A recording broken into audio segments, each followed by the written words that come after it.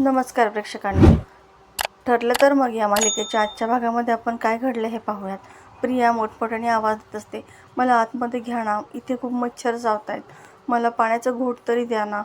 आता आतमध्ये तिच्या या सगळ्या ओरडण्याचा सगळ्यांनाच खूप त्रास होत असतो. ही आता असंच आपल्याला त्रास देत राहणार आहे का, असंच सर्वजण विचार करतात. तितक्यात सायली जाऊन दरवाजा उघडते. हिला वाटतं की चला बरं झालं दार उघडलं आणि आत यायला लागते. सायली म्हणते, तिथेच थांबायचं, आत यायचा प्रयत्नही करायचा नाही. मी दरवाजा एवढ्यासाठी उघडलाय की तुला दिसावं की तू आमच्या आयुष्यात नसताना आम्ही किती आनंदामध्ये आहोत.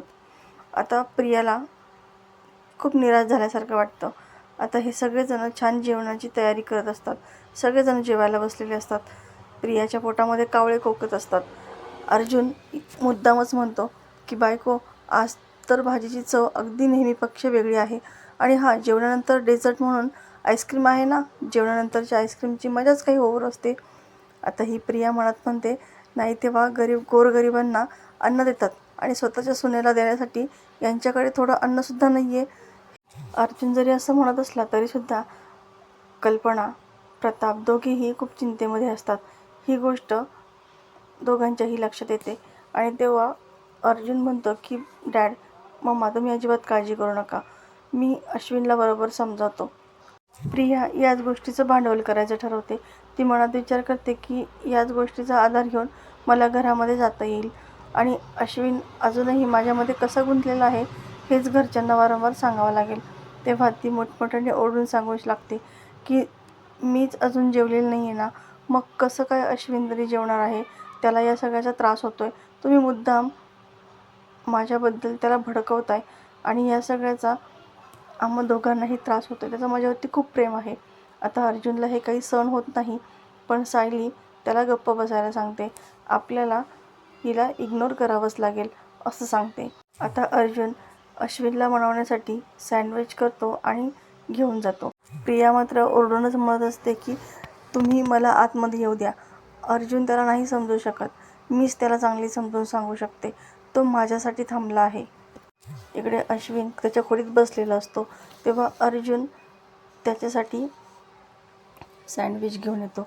त्याला खूप समजावण्याचा प्रयत्न करतो, पण अश्विन खूप मनातून दुखावलेला असतो. प्रिया जे काही त्याच्यासोबत वागलेली असते ते काही त्याला सहन होत नाही. तेव्हा अर्जुन त्याची समजूत काढतो. अरे, जेव्हा मला US ला जायचं होतं तेव्हा तू असाच रुसून बसला होतास आणि त्यानंतर मी जेव्हा तुला सांगितलं की अरे मी फक्त शिक्षणासाठी जातोय, तेव्हा कुठे तू खुलला होतास, पण तेव्हाही तू असाच रुसून बसला होतास आणि स्वतःच्या मनातील भावना तू व्यक्त नव्हता करू शकलास. आजही तू तुझ्या मनातील भावना व्यक्त नाही करणार का माझ्यासोबत? अश्विनला फार वाईट वाटत असतं, कारण तो सगळ्यांशी वाईट वागूनसुद्धा अर्जुन त्याला समजावायला आलेला असतो. इकडे प्रिया मात्र सर्वांना म्हणत असते, अश्विनचं माझ्यावरती खूप प्रेम आहे. बघा, मी सांगते ना, अश्विन नाही येणार. मी बोलावल्यानंतरच तो आतमध्ये येईल आणि माझा विश्वास आहे अश्विनचं अजूनही माझ्यावरती प्रेम आहे आणि तो बाहेर येणार, फक्त माझ्यासाठी बाहेर येणार. आणि माझा शब्द आहे की आम्ही दोघेही तुमच्यासोबत बसून जेवण करू. प्रताप रागातच म्हणतो, ए तन्वी, तुला काय आमचा मुलगा इतका मूर्ख वाटलाय का गं की तो तुला आत्तासुद्धा माफ करेल म्हणून? प्रियाचं हे सगळं वागणं सायलीलासुद्धा असह्य झालेलं असतं, मात्र ती तिच्याकडे दुर्लक्ष करण्याचं ठरवते. आता इकडे न राहून अश्विन अर्जुनसमोर सगळं मन व्यक्त करतो. त्याला रडतच मिठी मारतो आणि त्याची माफीसुद्धा मागतो. दादा, माफ कर मला, मी तुझ्यासोबत, सायली बहिणीसोबत खूप वाईट वागलो. प्रत्येक वेळी प्रिया खोटं बोलते हे मला जाणवत होतं, पण ती माझ्यासोबत इतका विश्वासघात करेल, इतकं माझ्या पाठीमध्ये खंजीर खुपसेल असं मला कधीच वाटलं नव्हतं. मी तिच्यासाठी सगळ्यांशी भांडलो, तुझ्याशी, सायली बहिणीशी, मम्मा डॅडशी, सगळ्यांशी वाईटपणा घेतला, पण मला तिने फसवलं. आता अर्जुन म्हणतो, झालं ना, तुला आता सगळं समजलं ना, फक्त आता एकच गोष्ट कर, तिच्यासाठी तुझं फ्युचर स्पॉईल नको करूस. आणि तो त्याला प्रेमाने सँडविच भरवतो आणि स्वतःच म्हणतो, अरे असला कसला डॉक्टर रे तू, डॉक्टरच आहेस ना तू, एवढं बटर लावलेलं सँडविच कोणी खातं का? अश्विन हसतच म्हणतो की डॉक्टर डॉक्टरच्या जागी आणि भाऊ भावाच्या जागी, आणि मला हे सँडविच माझ्या भावाने प्रेमाने करून आणलं आहे. त्यामुळे मी तर ते नक्कीच खाणार. आता दोघेही खूप खुश असतात. इकडे कल्पना मात्र चिंतित असते, कारण अजूनही अश्विन बाहेर आलेला नसतो आणि याच गोष्टीचं प्रिया भांडवल करते आणि म्हणते की काहीही करा तुम्ही, पण अश्विन बाहेर येईल तो फक्त माझ्यासाठी येईल. त्याचं खूप प्रेम आहे माझ्यावर. तितक्यात अश्विन येतो आणि म्हणतो की गैरसमज आहे तन्वी तुझा. माझं तुझ्यावरती प्रेम होतं, खूप मनापासून होतं. मी तुझ्यावरती खूप मनापासून प्रेम केलं, वेड्यासारखं प्रेम केलं, आंधळ्यासारखं प्रेम केलं. पण तू माझ्या पाठीमध्ये जो खंजीर खुपसला आहे ना, त्याला मी कधीच विसरू शकत नाही. तू माझा विश्वासघात केला आहेस, यासाठी मी तुला आयुष्यामध्ये कधीही माफ करणार नाही. घरातील सगळे एक वेळेस तुला माफ तरी करतील, पण मी तुला कधीही माफ करणार नाही. आता इकडे जेलमध्ये वेगळाच प्रकार घडतो. एक गुंड नागराजच्या ताटातील पोळी काढून घेतो आणि स्वतःच खाऊ लागतो. त्यावरून नागराज आणि त्या गुंडामध्ये वाद होतात. तो गुंड त्याला धमकावतो, काय रे, कोण समजतो तू स्वतःला? तुझ्याच ताटातील पोळी मी खाणार. काय करणार आहेस तू? 7 खून करून आलेलो आहे मी इथे. 8वा खून केला तर काहीही मला फरक पडणार नाही. आणि तो चक्क नागराजचा गळा आवळतो. नागराज आता महिपतला आवाज देऊ लागतो, अरे महिपत, काय करतोयस तू? बघतोयस ना, या माणसाला मागे ओढ ना, नाही तर तो माझा जीव घेईल. दाखवून दे की आपण दोघं एकत्र असू तर कोणी जग आपलं काही वाकडं करू शकत नाही. तेव्हा महिपत आरामात जेवण बसतो आणि उलट नागराजलाच म्हणतो की तुम्ही सुद्धा भांडण करू नका. आता तो गुंड पुन्हा नागराजला म्हणतो की तुझा हा पपलू मित्र माझं काय वाईट करणार आहे बघतो तरी मी. आणि तो चक्क महिपत समोर जाऊन महिपतच्या एक कानामागे ओढतो. आता मात्र महिपतला मनातून खूप राग आलेला असतो, पण त्याच्या डोक्यामध्ये वेगळंच प्लॅनिंग सुरू असतं. तो शांतपणे त्या गुंडासमोर जाऊन उभा राहतो. नागराजला वाटतं की आता तुझं काही खरं नाही, आता तू मेलास रे. आता तो गुंड महिपतकडे पाहतच असतो. नागराजला मनातून खूप आनंद झालेला असतो, पण होतं नेमकी उलटं.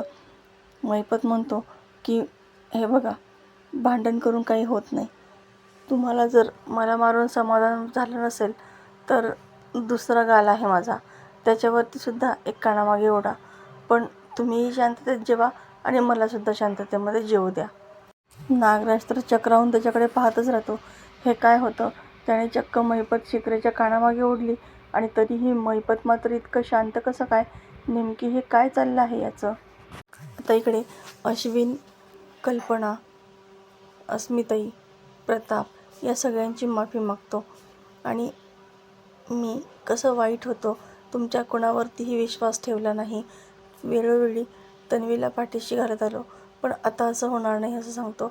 तेव्हा सायली म्हणते, झालं गेलं तर विसरून जा, एक वाईट स्वप्न होतं असंच समजा. आता तुम्हाला सगळं खरं कळालं आहे ना, आता मात्र तिच्या कुठल्याही थापांना बळी पडू नका.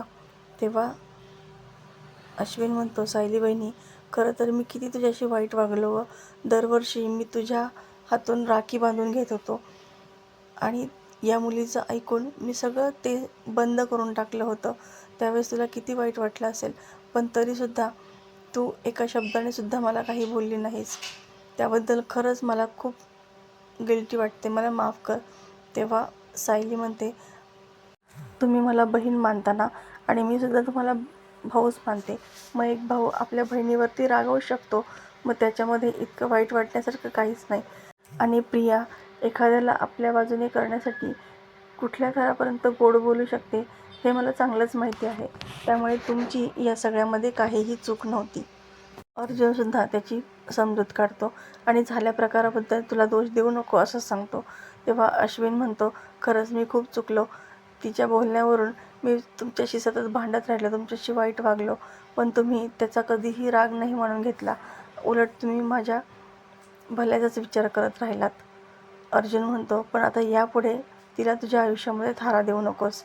आता प्रियाला हे सगळं खूप धक्कादायक असतं. प्रताप म्हणतो की अश्विन, ती मुलगी आत्ताही दारामध्ये उभी आहे आणि तुझ्या आयुष्यामध्ये पुन्हा आतमध्ये येण्यासाठी प्रयत्न करते. पण एकदा का तू तिच्या बाजूने उभं राहिलास तर आम्ही पुढे काहीच करू शकणार नाही. त्यामुळे आत्ताच काय तो ठाम निर्णय घे.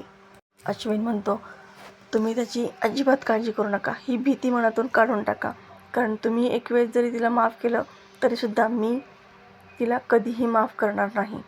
अस्मिता म्हणते, बरं झालं, उशिरा का होईना तुझे डोळे उघडले आणि तिचं खरं रूप तुला कळालं. आता सगळेजण छान जेवायला बसतात.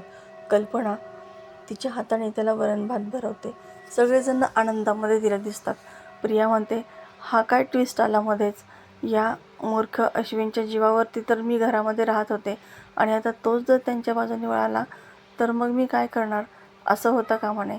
काही करून त्याला माझ्या बाजूने वळवावंच लागेल.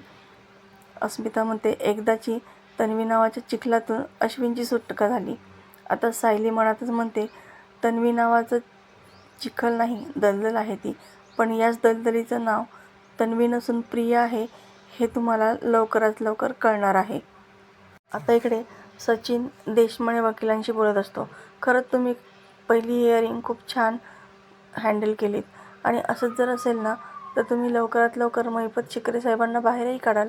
देशमाने वकील म्हणतात, पण माझी मुलगी ती कशी आहे, तिला ताप आला होता ना, तुम्ही म्हणाला होतात की डॉक्टर तुम्ही बोलवणार. तेव्हा सचिन त्याच्याशी खोटं सांगतो आणि मी तुमच्या मुलीसाठी 2-3 वेळा डॉक्टर घेऊन आलो होतो असंही सांगतो. तितक्यात त्या ठिकाणी पोलीस येतात. आता देशमाने वकिलाला खूप आधार वाटतो आणि ते म्हणतात की इन्स्पेक्टर साहेब, या माणसाने माझ्या मुलीला किडनॅप केले आणि महिपत शिकरेंना सोडवण्यासाठी मला फोर्स करतोय. आत्ताच्या आत्ता याला अटक करा. सचिन म्हणतो, अहो देशमाने, तुम्ही कशाला काही बोललात, मला जेलमध्ये नाही जायचं. आता इतकं सांगून तो लगेच बाहेर पडायला लागतो. पण इन्स्पेक्टर काही त्याला बाहेर पडू देत नाही, कारण तो सचिनचाच माणूस असतो. आता हे जेव्हा देशमाने वकिलाला कळतं तेव्हा तो खूपच घाबरतो आणि पुन्हा त्याची माफी मागू लागतो. मी जे काही केलं ती चूक झाली माझ्याकडून, मला माफ करा, पण माझ्या मुलीला काही करू नका. आता इकडे अर्जुन आणि सायली केसबद्दल डिस्कशन करत असतात. त्याच वेळी चैतन्य त्यांना फोन करून सांगतो की आम्ही शांता मावशींच्या घराबाहेर बरेच ठिकाणी चौकशी केली. तेव्हा आम्हाला असं कळालं की संतोष लांडगे त्यांच्या घरावरती पहारा देऊन होता. बऱ्याच दिवसापासून तो त्यांच्या मागावरती होता. इन्स्पेक्टर कदम सांगतात की असंही कळालं आहे की त्याला या कामाचे पैसे मिळत होते. सायली म्हणते, म्हणजे नक्की प्रिया त्या संतोषला याच कामाचे पैसे देत असणार आहे. अर्जुन म्हणतो की त्याच्या फॅमिलीबद्दल चौकशी कर. तेव्हा चैतन्य म्हणतो की चौकशी केली, त्याची एक बायको आहे जी त्याच्यापासून लांब राहते. इन्स्पेक्टर सावंत सांगतात की तो चोऱ्यामाऱ्या करायचा, पाकीट मारायचा आणि हीच गोष्ट त्याच्या बायकोला पटत नव्हती, त्यामुळे ती त्याच्यापासून वेगळी राहत होती, एवढंच आम्हाला कळालं. अर्जुन आता या सगळ्याची पुरावे गोळा करण्यासाठी इन्स्पेक्टर सावंत आणि चैतन्याला सांगतात. तर प्रेक्षकांनो, येणारा भाग अतिशय जबरदस्त आपल्याला पाहायला मिळणार आहे. येणाऱ्या भागांमध्ये प्रियाचे आणखी वेगवेगळे गुन्हे सर्वांसमोर येणार आहे. त्यामध्ये सायलीच्या मैत्रिणी गिरिजा आणि नुपूर दोघेही तिला मदत करणार आहे. पण ते कसं हे पाहण्यासाठी चॅनलला सबस्क्राईब करायला विसरू नका. अशाच मालिकेच्या नवनवीन व्हिडिओ अपडेटसाठी चॅनलला सबस्क्राईब करा. नोटिफिकेशनसाठी बेल आयकॉन अवश्य दाबा. व्हिडिओ पाहिल्याबद्दल धन्यवाद.